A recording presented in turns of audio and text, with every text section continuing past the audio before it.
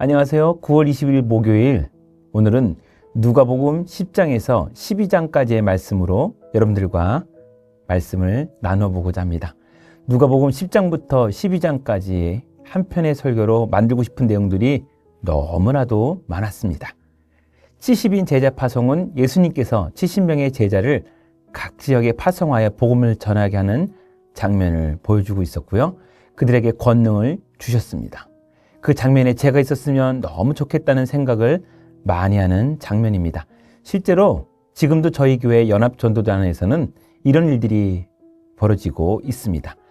선한 사마리아인 비유는 이웃사랑의 실천을 강조하며 율법 교사에게 진정한 이웃이 누구인지를 질문을 던지고 있습니다.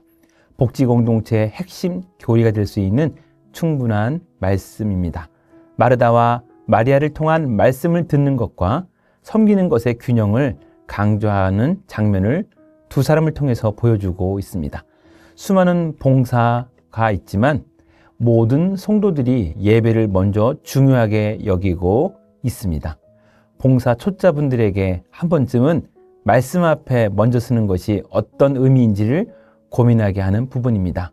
봉사를 열심히 하다 보면 예배를 놓칠 수가 있거든요. 누가복음 11장으로 한번 가볼까요? 주기도문을 통한 기도의 모범을 제시하며 하나님 나라와 그의 뜻을 구하는 기도를 가르치고 있습니다. 기도의 중요성 또한 중요합니다. 그 부분을 주기도문을 통해서 하나님께서 직접 보여주고 있는 것이지요.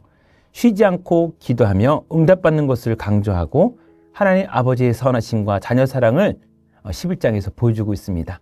기도 예를 통한 진정으로 주님께 나아가는 그것이 얼마나 중요한지, 그것에 반해 형식적인 바리새인들에게는 요나의 표적과 그들의 위선을 리얼하게 지적하는 모습들이 11장에서 펼쳐집니다. 누가복음 12장도 그런 내용들이 있죠. 재물에 대한 지나친 욕심을 경계해라. 영적인 부유함을 너희들이 추구해야 된다. 하나님께서는 먹을 것과 입을 것을 공급해 주십니다. 세상의 염려에 매이지 말고 하나님을 신뢰하라고 강조합니다.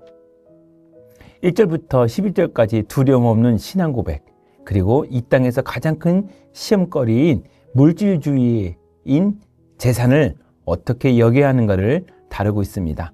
세상에서 예수님을 부끄러워하지 않고 담대히 증거하는 삶을 살아야 함을 가르치기 위해 늘 마라나타의 신앙으로 살아가야 한다는 것을 보여주고 있습니다. 저는 위에서 10장, 11장, 12장, 위에 3장 중에 주옥 같은 복음의 내용이 너무나 많은데요. 특별히 11장의 1절과 그 다음에 4절까지의 말씀을 여러분들과 나누고 싶어요. 예수께서 한 곳에서 기도하시고 마치심에 제자 중 하나가 여짜오되 주여 요한이 자기 제자들에게 기도를 가르친 것과 같이 우리에게도 가르쳐 주옵소서. 예수님께서 말씀하십니다. 너희는 기도할 때 이렇게 하라.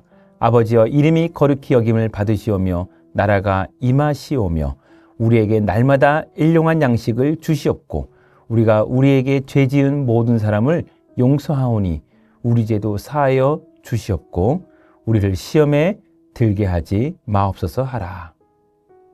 제가 이 본문을 좋아하는 이유는 저자 직강의 기도문이죠. 예수님께서 우리에게 말씀하셨고 그것을 우리 누가가 기록했는데요. 그 예수님이 직접 기도문을 말씀해 주신 거죠. 저자 직강의 기도문이기 때문에 너무 좋아합니다. 10장의 앞장에 있었던 기적과 선한 행위의 모습들, 그리고 12장에 있는 위선자들의 모습들에게 이 기도문은 의미 있게 다가옵니다. 단순함 중에 진리가 새어나오는 주기도문이 굉장히 중요하고 10장, 11장, 12장 중에 이 주기도문이 제 눈에는 제일 중요하게 들어왔습니다. 특별히 2절에 아버지여 이름이 거룩히 여김을 받으시오며 라는 멘트 중에 이 아버지란 단어가 혁신적인 기도 내용입니다. 하늘의 하나님을 내 아버지라는 것이 얼마나 중요합니까? 그리고 아버지라고 불렀다는 것은 우리가 종이 아니요 그날의 상속자라는 것을 보여주고 있는 것이지요. 그리고 아버지 이렇게 구할 수 있다는 것은 얼마나 좋습니까? 마치 직통전화가 있는 것처럼 우리에겐 기도의 은혜를 주신 겁니다. 기도할 수 있는데 왜 기도하지 않습니까? 라고 하는 복음선거의 내용처럼 직통전화가 바로 옆에 있는데 그러한 아버지께 기도하는 것을 누가는 기도를 강조하고 싶었던 것입니다.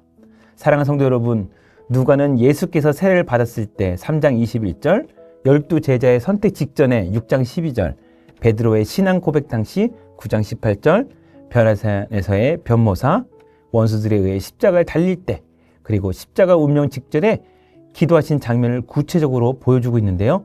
누가는 기도를 중요시 여겼습니다. 기도야말로 공생의 전반에 걸친 우리 예수님의 삶의 가장 큰 특징을 보여주고 있다고 누가는 기록하고 있습니다. 이렇게 기도의 모범을 보이신 분이 우리 역시 이렇게 기도를 생활하라고, 너희는 이렇게 기도하라고 기도의 지침을 주시고 있다는 것이 저에게는 너무나 은혜가 되었습니다. 누가는 기도를 중요하게 여겼습니다.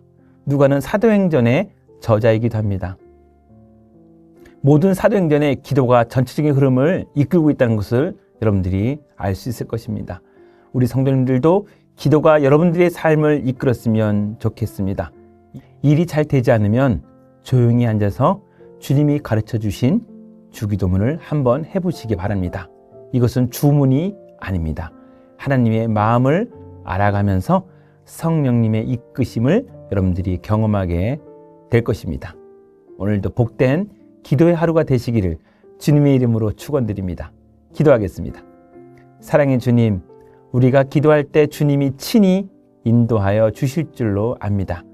70일이 전도할 때도, 율법의 정죄 가운데 스스로 힘들 때도, 회사에 일이 많아 일과 영성 중에 고민할 때도 주님께서는 기도를 통해 균형을 맞추어 주셨습니다.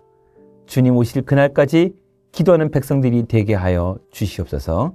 예수님의 이름으로 기도하옵나이다. 아멘.